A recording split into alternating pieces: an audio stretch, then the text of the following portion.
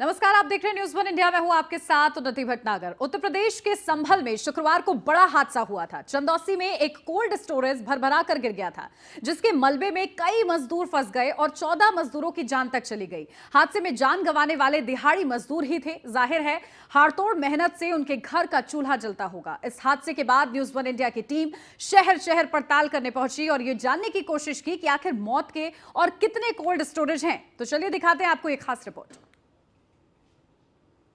संभल में जो घटना हुई है बहुत ही दर्दनाक घटना है। ये बॉर्डर पड़ता है बदायूं और संभल का, जहाँ पर कोल्ड स्टोर में घटना हुई है। 14 लोग की मृत्यु हुई है, 10 लोग घायल हुए हैं। सबसे बड़ा सवाल ये उठता है कि कोल्ड स्टोर जब ओवरलोडिंग हो रही थी तो मकान मालिक का ध्यान क्यों नहीं था ओवरलोडिंग पे। उसी को रियलिटी चेक करने के लिए आज कस्बा उजानी में न्यूज़ वन इंडिया की टीम आई है। पूरा दिखाते हैं। ये कोल्ड स्टोर है पीछे, कई कोल्ड स्टोर का आज जो है हमने जायजा लिया है, पूरा दिखाएंगे। अधिकारियों से बस ये है कि अधिकारी सारे कोल्ड स्टोरों की जाँच करें कि ओवरलोडिंग है या नहीं है। ये जो घटनाएं होती हैं, ये घटना क्यों होती है? अगर अधिकारी उस पर अगर पहले चेत जाए तो शायद ये घटना नहीं होगी। जिसकी मृत्यु हो गई, जिसके परिवार से चला गया, मुख्यमंत्री योगी आदित्यनाथ ने उसके 2 लाख रुपया जो है मुआवजा देने की बात कही है। घायल के लिए 50,000 रुपया। क्या उसकी कीमत 2 लाख रुपये या 50,000 रुपये है? अगर ये जो है पहले से सख्ती बरती जाए, अधिकारी अगर पहले सख्ती बरते तो शायद ये घटना नहीं हो। उसी को लेके आज न्यूज़ वन इंडिया की टीम जो है जगह जगह जाकर कोल्ड स्टोर का रियलिटी चेक कर रही है कि ये जो है कितने ओवरलोडिंग है, क्या व्यवस्थाएं इनकी, कितने समय से मरम्मत नहीं हुई है। अब देखना ये होगा कि जो ओवरलोडिंग है या जिसकी मरम्मत नहीं हुई है उन पर जो है अधिकारी या सरकार क्या एक्शन लेगी। में जो समय के बाद नंबर आ रहा है आपका? 3 दिन हो गए। अच्छा, 3 दिन के बाद नंबर आ रहा है जी। अच्छा, और तो कोई दिक्कत नहीं है यहाँ पर? दिक्कत कुछ नहीं, भीड़ चल रही है इसलिए नंबर अच्छा, आ रहा है। भीड़ चल रही है। आलू का प्रेशर ज्यादा है इसलिए। अच्छा, आलू का प्रेशर ज़्यादा है इसलिए। तो लाइन चोरपुरी में बीच में जा रही है, कोई किसी में जा रही है। अच्छा, इसलिए 3 दिन लग रहा है। कितने समय कौन सा कहाँ से आए? आलू लेके आए। कितना समय के बाद नंबर आया आपका? आया 2-3 दिन बाद। अच्छा, 2-3 दिन के बाद नंबर आया है। इतना समय क्यों लग रहा है? ज़्यादा आ रही ट्राली? जहाँ ट्राई आ रही है, देख रहा कितने मिलने लगी। हमारा कोल्ड स्टोर 32 साल पुराना है और कोल्ड स्टोर जो है ओहानी बाईपास रोड पे जैन कोल्ड स्टोर के नाम से। जी। अच्छा, कोल्ड स्टोर में जो है कोई ओवरलोडिंग तो नहीं करते हैं आप? नहीं, हम ओवरलोडिंग करते ही नहीं कभी। अच्छा, मरम्मत कितने समय के बाद करते हैं कोल्ड स्टोर की? मरम्मत जो हमारी हर साल होती है, हर चीज़ की, चैम्बर से लेकर मशीनरी से लेकर हर चीज़ की हर साल होती है। क्योंकि अभी बहुत बड़ी घटना हुई है संभल में, उसी को लेके जो है काफ़ी सक्रिय कोल्ड स्टोर पे चल रहा है।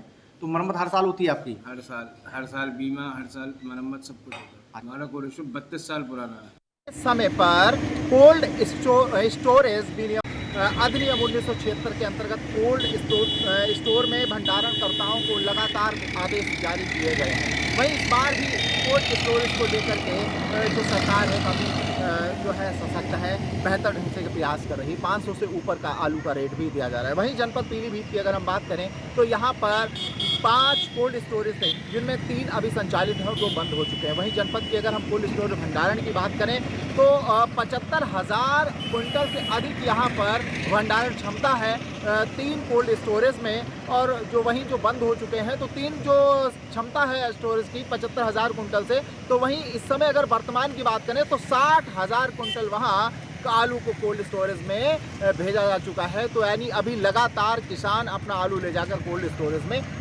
जो है जमा कर रहे हैं, भर रहे हैं वहाँ पर।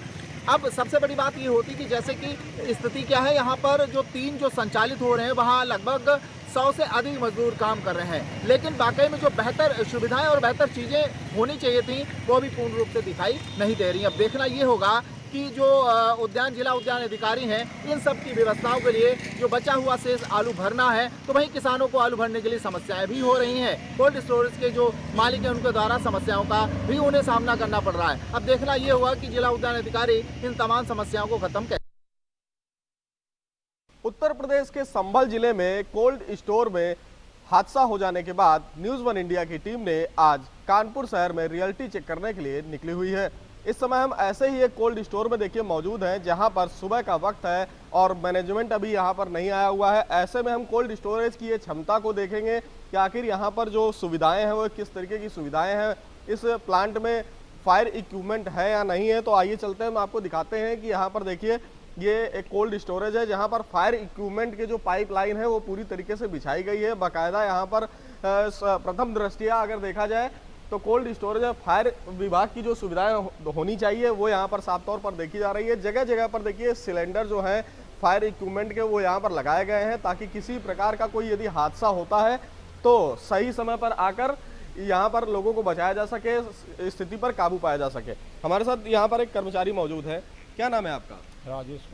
अजय जी, ये बताइए कि ये कोल्ड स्टोरेज है आपका, तो यहाँ पर क्या फायर एयर की सुविधाएं हैं? सब सुविधाएं हैं, किस सुविधाएं तरह लगी हुई हैं, सब सुविधाएं, कोई ऐसी नहीं। जो फिर लगा हुआ आप देख लीजिए, आपके सामने सब लगा हुआ है। अच्छा, तो ये बताइए कि कितनी क्षमता है इसकी? ये अभी हम बता नहीं पाएंगे। अभी जो हमारा मैनेजमेंट आएगा, मैनेजर आएगा, वही बताएगा। अच्छा, ये बताइए जिस तरीके से संभल की घटना हुई है उसको लेकर आप लोग कहीं ना कहीं से थोड़ा सा पहले से सजग हुए हैं या नहीं? नहीं है, सजग हैं उसके लिए। मेंटेन सब सही है हमारे कोल्ड स्टोर का, कोई कमी नहीं है इस कोल्ड स्टोरेज में, सब चीज़ सही है। क्या क्या रखा गया है कोल्ड स्टोर पर? किराने का सामान है, आलू है, किराना पूरा है, आलू है। यदि मान लीजिए जो भी आपके यहाँ अभी कमियां है, जिस तरीके से संभल का हादसा हुआ है, उससे कोई सबक लिया है आप लोगों ने? या हमारे यहाँ कोई कमी है नहीं, वैसे हमारे मैनेजमेंट पूरा काम किए हैं, कोई कमी नहीं है हमारे को।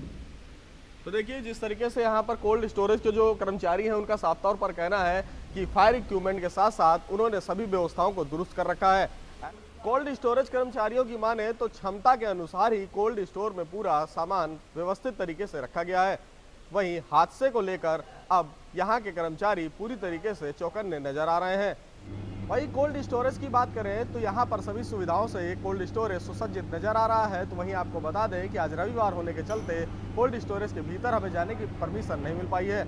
ऐसे में प्रथम दृष्टया की बात करें तो यहाँ पर कोल्ड स्टोरेज में सभी सुविधाएं दुरुस्त नजर आ रही है। मेरठ में दौराला का हादसा और संभल के हादसे के बाद कोल्ड स्टोरेज को लेकर सरकार एक सुरक्षा की नीति बनाने जा रही है, जिसमें उन कोल्ड स्टोरेजेस में जाकर ये देखने की कोशिश की जाएगी कि किस तरीके से सुरक्षा मानकों का पालन किया जा रहा है। आलू की खेती हुई है और आलू इस समय कोल्ड स्टोरेज में भंडारण के लिए आ रहा है और ऐसे ही समय में ये डूज और डॉन्स कोल्ड स्टोरेज में बताए जा रहे हैं। वहीं पर कोल्ड स्टोरेज संचालकों ने भी पूरी एहतियात के तौर पर सुरक्षा के मानकों को अप्लाई कर दिया है और कोशिश की जा रही है किसी तरीके का हादसा ना हो। लेकिन ये तय है कि जिस तरीके से यूपी में ये 2 बड़े हादसे हुए हैं, उसके बाद यूपी सरकार कोल्ड स्टोरेज के सुरक्षा मानकों को लेकर एक नीति निर्धारित कर सकती है। वहीं पर लोकल स्तर पर जितने भी कोल्ड स्टोरेज है, उन कोल्ड स्टोरेज में बार बार चेकिंग हो रही है और ये जानने की कोशिश हो रही है कि किसी तरीके की गैस का रिसाव ना हो और कोई सुरक्षा में चूक ना हो। सरकार की तरफ से जो भी गाइडलाइन आई है उसी के हिसाब से जैसे कोल्ड स्टोर को स्टोर करना, ज़्यादा माल न डालना, कम से कम कोल्ड स्टोर करें और जो भी इनके रखरखाव की सुरक्षा सब सारी की जा रही है। बार बार चेकिंग के लिए कोई आता है? हर अधिकारी आ रहे हैं, यहाँ पर टीडी ऑफिस की तरफ से आते हैं, डीएम ऑफिस की तरफ से जो छोड़े गए हैं लोग बाग वो आ रहे हैं। लगभग 3-4 बार आदमी आ चुके हैं। संभल जिले में कोल्ड स्टोर गिरने के बाद 25 से ज़्यादा मजदूर उसमें दबे होने थे। उस पूरे रेस्क्यू के बाद सभी मजदूरों को बाहर निकाल लिया गया। उसमें लगभग अब तक 14 लोगों की मौत हो चुकी है। 10 से ज़्यादा लोगों का इलाज चल रहा है। पूरी घटना की सूचना मिलने के बाद सूबे के मुख्यमंत्री भी मुरादाबाद पहुंचे थे और घायल मजदूरों का हालचाल जाना था। लेकिन बड़ी बात यह है कि शासन ने पूरे उत्तर प्रदेश के अंदर जांच कमेटी बैठा दी है। सभी कोल्ड स्टोरों की जांच करने के लिए बात कही जा रही है। कहीं ना कहीं देखा जा रहा है, मेरे पीछे आप देख सकते हैं कोल्ड स्टोर लगभग 20 साल से भी ज़्यादा पुराना है और कहीं ना कहीं जो कमेटी गठित करने की बात हो रही है वो अमरोहा जनपद में अभी कोई भी नहीं हो पाई है। लगभग ऐसा लगता है कि सिर्फ शासन के आदेशों की अमरोहा जनपद में कहीं ना कहीं धज्जियाँ उड़ाई जा रही हैं और कहीं अगर अमरोहा में कोई इस तरह का हादसा होता है तो उसका जिम्मेदार सीधे कौन होगा। अगर शासन के आदेश के बावजूद भी अमरोहा में अभी तक कोई जांच कमेटी गठित नहीं की गई है, उसके बावजूद ना कोई कोल्ड स्टोर चेक किए गए हैं। ये कोल्ड स्टोर जो मेरे पीछे आप देख रहे हैं, 60,000 से ज़्यादा कट्टे इसमें आलू के स्टॉक होते हैं और रोज़ाना कम से कम 25 से 30 मजदूर इस कोल्ड स्टोर के अंदर काम करने के लिए पहुंचते हैं। अगर यहाँ कोई बड़ा हादसा होता है और उसके मानक पूरे नहीं होते हैं तो उसका सीधे से जिम्मेदार अमरोहा प्रशासन होगा। संभल लगभग 20 साल पुराना कोल्ड स्टोरेज है। कितनी भंडारण होगी यहाँ पर क्षमता? भंडारण यहाँ पे तकरीबन 55 से 60 हज़ार कट्टों के बीच की है। कितने मजदूर पर डे काम करने के लिए यहाँ पर पहुँचते हैं? 15, 16, 17 के आसपास पर डे मजदूर आते हैं। संभल में एक बड़ा हादसा हो गया, कोल्ड स्टोर गिर गया, आपको जानकारी में होगा, उसको लेकर क्या सीख लिया आपने यहाँ पर? उसके शायद मानक पूरे नहीं थे, वो टेम्परेरी तौर पे चैम्बर था बना हुआ। हमारे यहाँ मानक के अनुसार अगर देखा जाए तो सरकार द्वारा मानक जो भी मांगे गए हैं वो पूरी तरीके से स्वस्थ हैं। अच्छा, उस हादसे के बाद यहाँ को जांच करने के लिए अभी तक हम आपके पास पहुँचा? यहाँ से जिला उद्यान से कुछ कर्मचारी से आए थे, वो जांच करके चले गए हैं। ऊपर के स्तर से अभी कोई अधिकारी नहीं आया। लगभग उत्तर प्रदेश में मेरठ के बाद जिस तरह से संभल में कोल्ड स्टोरेज में घटना हुई है, उसके बाद न्यूज़ वन इंडिया की टीम सभी जनपदों में रियलिटी चेक कर रही है कि कोल्ड स्टोरेज की स्थिति क्या है। मुजफ्फरनगर में हम मनोहर कोल्ड स्टोरेज में खड़े हैं। यहाँ पर इनसे जानकारी करते हैं, जो यहाँ के संचालक हैं, संयोजक हैं, कि किस तरह की इन लोगों ने व्यवस्था कर रखी है यहाँ पे कोल्ड स्टोर में। जी, आपका नाम? रविंदर त्यागी। त्यागी जी, किस तरह की व्यवस्था है यहाँ पे कोल्ड स्टोर में? हमारे यहाँ सभी अच्छी तरह से माल रखा जाता है और इनकी देख रेख रखी जाती है, अंदर से चेक करते रहते हैं। अच्छा, कितनी पुरानी ये बिल्डिंग है, कितना समय हो चुका है? बिल्डिंग तो 17-18 साल पुरानी है। 17-18 साल पुरानी है। अच्छा, मजदूर कितने हैं यहाँ पे? कितना मजदूर 20-25 मजदूर हैं। उनकी व्यवस्था कैसे? उनके उससे अलग से क्वार्टर बनाए हुए हैं उनके, अलग से व्यवस्था। हाँ, अलग से व्यवस्था उनकी। अच्छा, अंदर क्या व्यवस्था है जहाँ पे आलू रखे गए हैं? किस तरह की देख रेख रखते हैं आप लोग? उनकी देख रेख बीच में गैलरी छोड़ी जाती है और चारों तरफ से जगह छोटी भी है और बस अंदर जा के ऊपर से नीचे तक देखते रहते हैं। किसी तरह की कोई दुर्घटना ना हो, उसको लेकर किस तरह की व्यवस्था है? उसकी तरफ से फायरिंग इंस्ट्रक्टर सभी लगवा रखे हमने। तो सजग हैं आप सजग किसी हैं, भी तरह से? डेली देखभाल करते रहते हैं, रोज अंदर कई राउंड मारते हैं, चेक करते हैं। तो लगातार चेक करते रहते हैं त्यागी जी यहाँ पर? काम तो यहीं करते हैं, कहाँ पे? यहीं स्टोर में, कोल्ड स्टोर में। कोल्ड स्टोर में। अच्छा, क्या व्यवस्था है यहाँ, किस तरह की व्यवस्था है? न व्यवस्था बढ़िया है जी, बढ़िया है जी, बढ़िया है। अपना क्वार्टर अलग से क्वार्टर है, यानी रहने सहने की ठीक है, यानी हमें इधर ही मिलता है यानी। अच्छा, किसी तरह की कोई डर तो नहीं लगता? नहीं नहीं, कोई डर नहीं लगता जी। जिस तरह से 2-3 जगह हादसे हुए, तो इस तरह लगता तो नहीं यहाँ पे कोई? नहीं नहीं, यहाँ कोई दिक्कत नहीं है, कोई तकलीफ नहीं है। अच्छी व्यवस्था है? हाँ, बढ़िया है जी, मजबूती है? मजबूती है बिल्कुल। तो रियलिटी चेक आपने देखा। आप सीधा रुख करते हैं और अपडेट लेते हैं हमारे संवाददाता से, जहां के शर्मा संवाददाता मेरठ से हमारे साथ जुड़ गए, कृष्णा त्यागी संवाददाता आगरा से जुड़ गए, अमित मिश्रा संवाददाता पीलीभीत से और राजीव दीक्षित संवाददाता झांसी से हमारे साथ जुड़ गए हैं। सबसे पहले शुरुआत करते हैं केके से। केके, क्या स्थिति है, किस तरीके से देखिए कोल्ड स्टोरेज का जब आप लोगों ग्राउंड जीरो पर जाकर रियलिटी चेक किया है, क्या कुछ व्यवस्थाएं पाई गई हैं, कितनी खामियां हैं और उसको लेकर किस तरीके से मॉनिटरिंग हो रही है? जी हाँ, इस समय जो सबसे बड़ा प्रश्न है वो यही है कि जो करीब करीब 30 से 40 साल पहले कोल्ड स्टोरेज बने थे, जो क्षमताओं को लेकर बने थे, जो पुरानी सुविधाओं को लेकर बने थे, उनका रेनोवेशन कैसे किया जाए और दुर्घटनाओं को कैसे रोका जाए। क्योंकि ये पश्चिमी उत्तर प्रदेश है, यहाँ पर खेती मुख्य व्यवसाय है, इसलिए यहाँ पर कोल्ड स्टोरेज भी ज्यादा संख्या में है, कुछ ग्रामीण इलाकों में, कुछ शहरी इलाकों में। ऐसे में सबसे पहली तो सुरक्षा व्यवस्था यही है कि किसी भी तरीके का गैस रिसाव ना हो, उसके लिए यहाँ पर पूरे प्रबंध किए गए। जैसे ही यहाँ पर दौराला में एक बहुत बड़ी दुर्घटना हुई है जिसमें 7 लोग मारे गए थे, उसके बाद से मेरठ का प्रशासन, फायर डिपार्टमेंट और उद्यान विभाग लगातार इन जितने भी कोल्ड स्टोरेज है वहां पर जा रहा है और छोटी छोटी जितनी भी प्रिकॉशंस है वो दी जा रही है और चेकिंग भी की जा रही है। सबसे बड़ी हिदायत जो दी गई है वो यही हिदायत दी गई है कि किसी भी तरीके से भंडारण से ज्यादा, क्षमता से ज्यादा भंडारण ना हो, और क्षमता से ज्यादा अगर भंडारण होगा तो इसका मतलब है जो वहां पर इक्विपमेंट है, जो गैस का जो प्लांट है, जो कूलिंग प्लांट है, उस पर प्रेशर पड़ता है, जिसकी वजह से ये हादसे होते हैं। और हादसा होने के बाद कितनी जल्दी उस हादसे पर काबू पाया जाए, इस पर भी सबसे ज्यादा जोर दिया जा रहा है।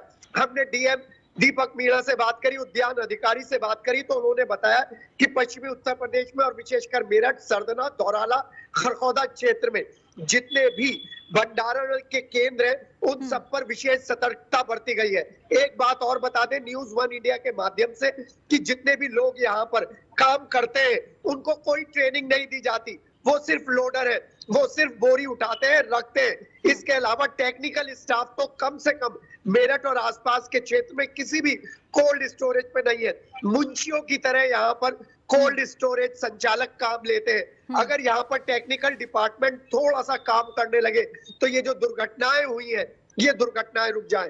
और सबसे बड़ी बात है कि इस समय जिस तरीके से न्यूज़ वन इंडिया ने इस मामले में फोकस किया है, उससे ये लगता है कि आने वाले समय में योगी सरकार एक ऐसी नीति बनाएगी जिसमें हर साल कोल्ड स्टोरेज को एक नो ऑब्जेक्शन सर्टिफिकेट लेना पड़ेगा और ये भी देखना पड़ेगा कि जो भंडारण की क्षमता है जरूरत है कि सबक लिया जाए। संभल में जो हादसा हुआ है उससे सबक लेते हुए प्रशासन को भी जागरूक रहने की जरूरत है, हादसों का इंतजार करने की जरूरत नहीं है। ठीक है, आप बने रहिए क्योंकि हमारे साथ कृष्णा त्यागी आगरा से जुड़े हुए हमारे साथ। कृष्णा, आगरा की क्या स्थिति है? क्योंकि देखिए ये पाया जा रहा है कि काफी पुराने हो चुके हैं कोल्ड स्टोरेज, और ऐसे में क्या समय समय पर उनकी मरम्मत हो रही है, ठीक तरीके से वहां पर काम हो रहा है, मजदूरों के लिए पर्याप्त इंतजाम है? बिल्कुल उन्नति जी, मैं आपको बता दूं, संभल की घटना के बाद उत्तर प्रदेश के आगरा जिले में भी, आगरा जिले की बात करें तो कोल्ड स्टोरों की संख्या करीबन 300 से ज्यादा है।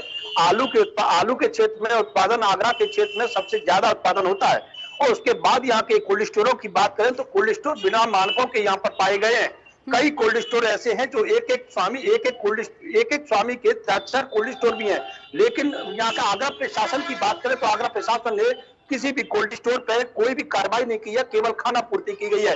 संभल की घटना के बाद केवल 15 या 16 कोल्ड स्टोरों की जांच जरूर हुई है, लेकिन उन्हें भी सही तरीके से बताया। लेकिन रियलिटी चेक की बात करें तो रियलिटी चेक में कोल्ड स्टोर बिना मानकों के पाए गए हैं, जबकि मानकों में सीधे ये कह सकते हैं कि ये वहां पर रैक में 6 बोरी की जगह 20-20 बोरियां वहां पर लगी हुई है। और वहां पर कर्मचारियों की बात करें तो न तो कर्मचारियों पर लेबर रजिस्ट्रेशन है, न उनकी ड्रेस में पाए गए, और भंडारण से अधिक क्षमता में कोल्ड स्टोर वहां पर देखे जा रहे हैं। तो निश्चित तौर से कह सकते हैं कि यहाँ पर कोल्ड स्टोर में संभल की घटना के बाद आगरा प्रशासन पूरी तरह से सजग नहीं है और यहाँ पर बिल्कुल हादसे का इंतजार कर रहा है। और आगरा की बात करें तो आगरा आलू के क्षेत्र में सबसे ज्यादा उत्पादन आगरा में होता है।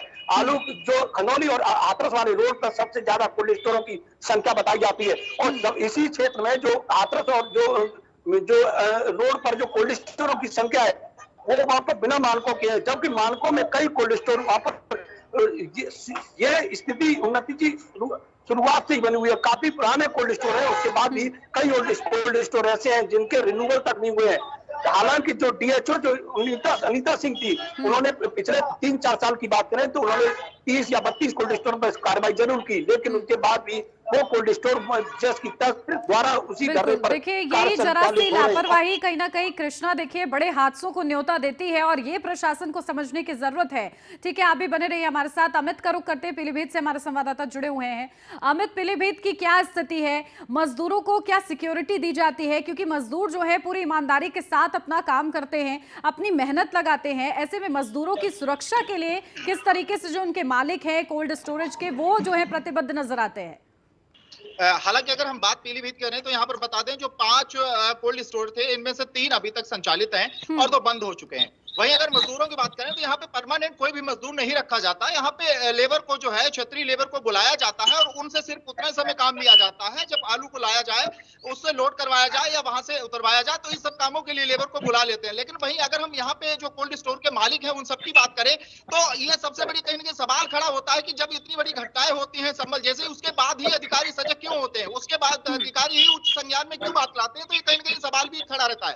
अगर इन समस्याओं को पहले ही निस्तारण कर लिया जाए, इन समस्याओं को पहले बचाने के लिए तमाम प्रयास कर लिए जाए, तो कहीं ना कहीं ये दोनों जो मजदूर हैं, जो असहाय लोग हैं, जैसे तैसे अपना कम पैसे में जीवन यापन कर रहे हैं, गुजारा कर रहे हैं, तो कहीं ना कहीं उनको समस्याएं ये जो हो रहे हैं उसके बाद कम पैसा कमा के अपना जीवन उन्हें दांव पे लगाना पड़ रहा है। तो ये कहीं ना कहीं लापरवाही है। लेकिन ये लापरवाही अगर प्रशासन इससे पहले भी ध्यान दे दे तो मुझे लगता है कि लोगों की जो जान जा रही है उससे कहीं ना कहीं बचाव मिल जाएगा।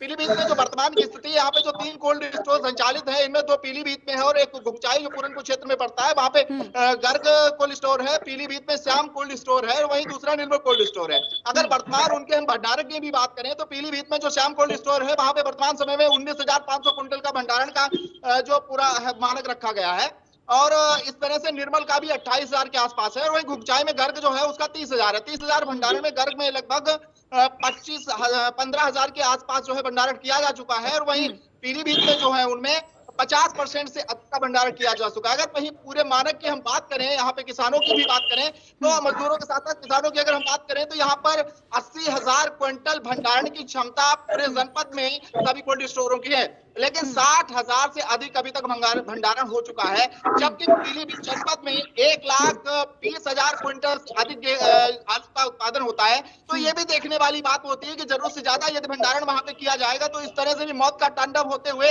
हर जगह देखा जाएगा और प्रशासन को इसकी बिल्कुल। क्या अधिकारी जो है समय समय पर वहां पर पहुंचते हैं इस तरीके की जानकारी हासिल करने के लिए? हाँ, हालांकि ये बात यहाँ पे जो जिला उद्यान अधिकारी हैं और संबंधित जो अधिकारी हैं मौके पे तो पहुंचते हैं, लेकिन मौके पे तब पहुंचते हैं जब कोई घटना घट जाती है। संभल की घटना से शायद सीख लेके ही अब उनके नजर में आ गया है कि अब कोल्ड स्टोरों की जाकर के निरीक्षण करना चाहिए, वहां देखना चाहिए क्या सुविधाएं चल रही है। ठीक है अमित, आप बने रहिए हमारे साथ। देखिए राजीव, अलग अलग जिलों से क्या स्थिति बेहतर है झांसी की, या झांसी में भी यही हाल है? ये आपको बता दें, झांसी में भी यही हाल है। करीब 30 से 40 साल पुराने कोल्ड स्टोरेज हैं और जो नए हैं उनमें तो ठीक ठाक जो सिस्टम है वो सही चलता है। इसके अलावा जो पुराने कोल्ड स्टोरेज है उनमें न ही आगजनी को लेकर कोई सही तरीके की व्यवस्थाएं हैं। इसके अलावा जो भी मजदूर आते हैं वो डेली बेसिस पे आते हैं और उनको न स्थायी तौर पर कुछ बताया जाता है। किसी भी दिन कोई भी मजदूर यहाँ पर आता है और काम करके चला जाता है और शाम को उसको पैसे दे दिए जाते हैं। तो कहीं ना कहीं जो प्रशिक्षण दिया जाता है, जो जानकारी दी जाती है कि अगर आगजनी की घटना होती है, कोई गैस लीक होती है, किस तरीके से आपको अपना बचाव करना है, तो इस संबंध में किसी भी बातचीत है वहाँ पर जाकर जो वहाँ पर लेबर थे तो उन्होंने यही बताया है कि हमें इस प्रकार की कोई जानकारी दी नहीं जाती है। इसके अलावा जो उद्यान अधिकारी हैं वो भी कभी कभार जाते हैं और ज्यादातर मैं आपको बता दूं कि यहाँ पर सबसे ज्यादा अदरक और आलू का कोल्ड जो स्टोरेज किया जाता है और कई कोल्ड स्टोरेजों में यह भी जानकारी मिली है कि क्षमता से ज्यादा जो माल है वो यहाँ पर रखा जाता है, क्योंकि बुंदेलखंड की दृष्टि से देखा जाए तो चाहे फल हो चाहे दूध हो और इसके अलावा तमाम जो सब्जियां हैं, इसके अलावा जो भी आलू है, प्याज है, इनका कोल्ड यहाँ पर बिल्कुल। तो देखिए क्षमता से ज्यादा भंडारण कहीं ना कहीं हानिकारक साबित हो सकता है। प्रशासन इसको लेकर किस तरीके से जागरूक होता है, यही जो है कहीं ना कहीं उद्देश्य है न्यूज़ वन इंडिया का और उसी के चलते रियलिटी चेक जो है किया जा रहा है। ठीक है, आप राजीव बने रहिए हमारे साथ। केके का रुख करते हैं।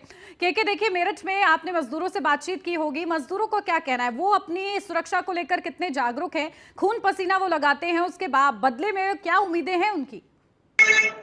हाँ, बिल्कुल सही सवाल पूछा है आपने। न्यूज़ वन इंडिया का भी यही कंसर्न है कि जो मजदूर अपनी जान की कीमत लगाकर इन पर काम करते हैं उनको क्या सुविधाएं मिलती है। सुविधाओं के नाम पर ना तो उनका मेडिकल चेकअप होता है, ना उनका इंश्योरेंस है, ना उनकी ट्रेनिंग है। जी हाँ, वो सिर्फ एक वर्कर की तरह काम करते हैं, बोरी उठाते हैं, रखते हैं और उस गैस में ज्यादातर काम करते हैं, जो गैस उनके फेफड़ों के लिए, उनके शरीर के लिए नुकसानदायक है। यही सबसे बड़ा सवाल है। लेबर कोर्ट भी बनी हुई है और लेबर कमिश्नर भी है, लेकिन कभी भी इन कोल्ड स्टोरेज का कोई भी रुख नहीं करता और यहाँ के लोगों की, यहाँ के वर्कर्स की कोई समस्याओं के बारे में नहीं सुनते हैं। हादसा हो जाता है, मुआवजा दे दिया जाता है 50,000 से 2 लाख तक का। और यहाँ पर आप देखिए कि मेरठ में जो दौराला में हादसा हुआ था जिसमें 7 मजदूर मरे थे, वो 7 के 7 जम्मू से आए थे।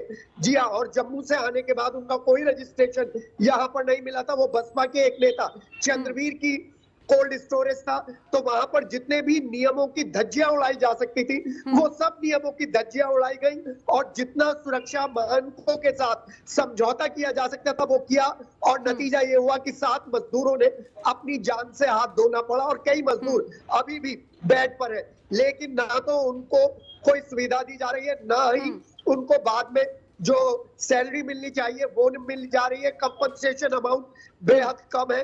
ये लोग डेली वेजेस पर काम करते हैं, काम करने के बाद कहीं और चले जाते हैं।